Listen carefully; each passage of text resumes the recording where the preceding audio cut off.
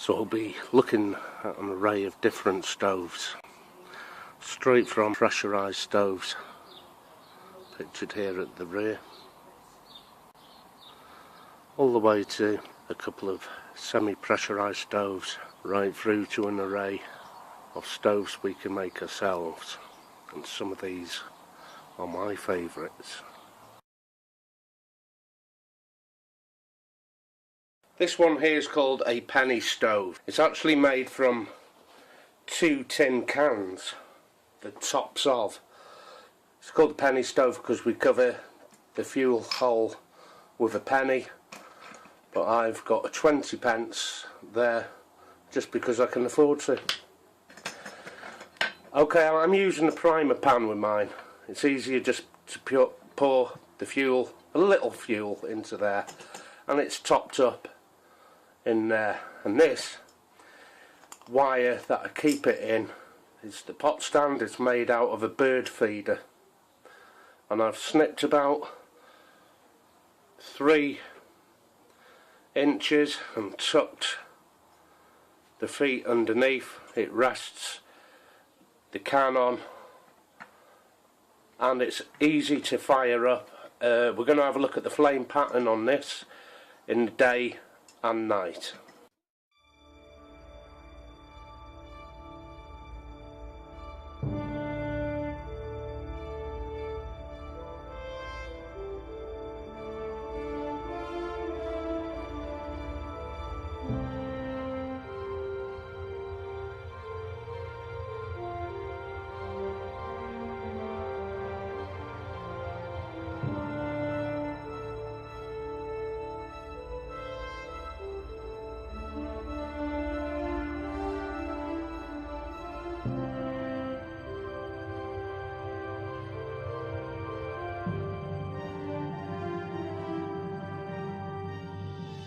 I'm not going to show you how to make one of these. There's plenty of how-to makes on YouTube for the penny stove. I've made that many of these penny stoves that even my dog knows how to make them. Fuel up, a little in the primer pan, the penny on, and light the primer pan.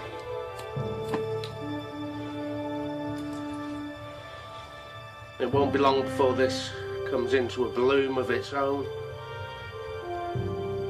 There we go, that's bloomed. And I believe we're at a full boil.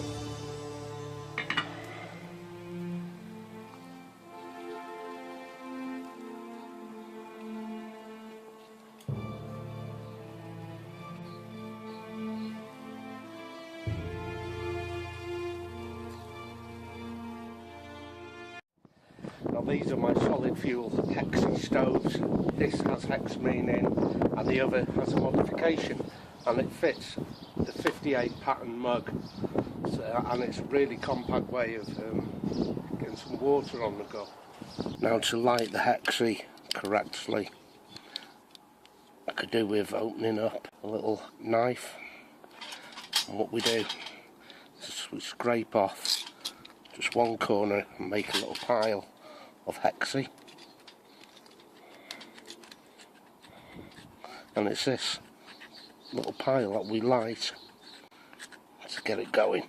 And you can actually get it going off a ferrocerium rod in this manner by lighting this powder here.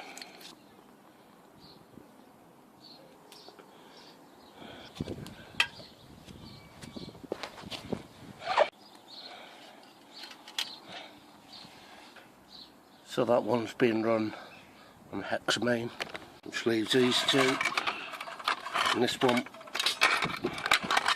it's quite a large tin, but it does fit. And the hexy stove in mine is wire wool. Now I can soak this up in methylated spirits and light this, and it stays incredibly hot and will cook very, very quickly.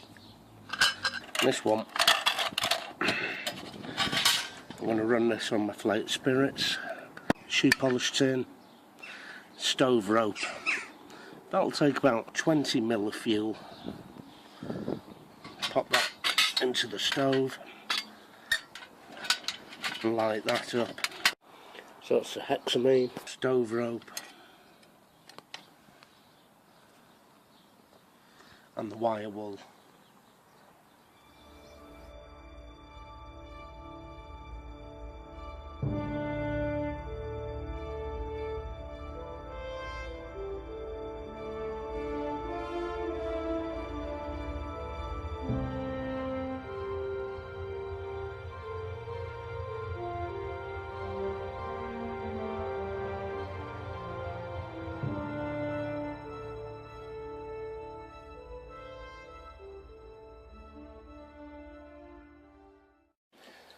Now, before we come to my favourite DIY stove, I'm going to show you a couple of what we call cat stoves. And why are they called that? Because they're made out of cat food tins and very easy to do. I think in America these type of tin stoves are fancy feast stoves because it's got fancy feast in. This is called gourmet.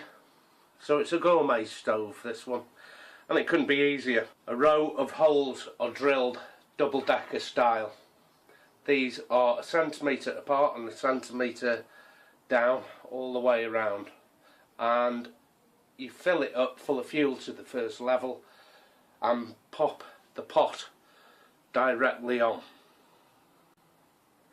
Now, I don't know why people are still using these little cans like this, because they're very, very weak. Under heat they buttle, and see, there's not a lot of strength to it. So what I do, a very similar size of can to use, is your fish tins, tuna chunks, salmon. I think this is 50, or is it 80 grams? 80 grams. And it brings a lot of strength to the same kind of stove.